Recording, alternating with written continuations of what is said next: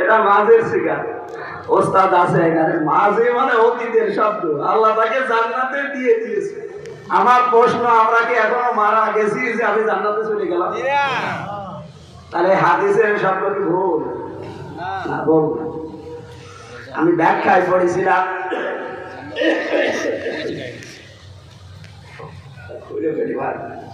মানে ঠিক আছে, এখানে একটা কিছু দেওয়া যেত, ওইটা একটু দিতে।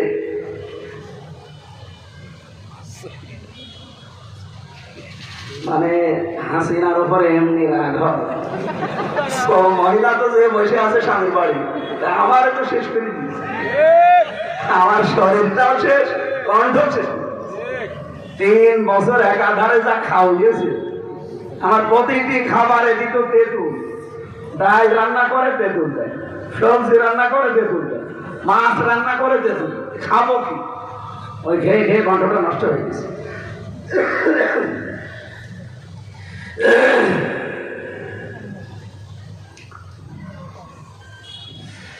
আমার ভাইরা, টিকায় যেটা আছে ব্যাখ্যা এটা বলছি আবার, আদখালাহুল্লাহুল জান্নাহ দেওয়ার কারণ হচ্ছে কোরআন যদি ঝাড় হয়ে যায়, বিজয় হয়ে যায়, আপনি হালালকে হালাল জেনে মানতে পারবেন, হারামকে হারাম জেনে ছেড়ে দিতে পারবেন, তাহলে আপনার বসবাসের জায়গাটা মনে হবে একটা মিনি জান্নাত হয়ে গেছে। আর আমরা ওইটাই চাচ্ছি। কথা বলেন না কেন? একামতের দিন যারা এদেশে কায়েম করতে চায়, আল্লাহর কসম তাদের মনের কথা এইটাই।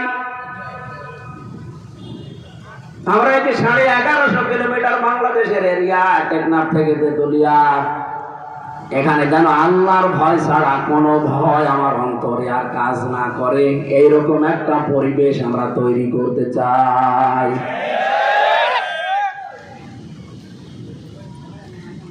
এই পরিবেশটা ফেরেশতারা তৈরি করে দেবেন।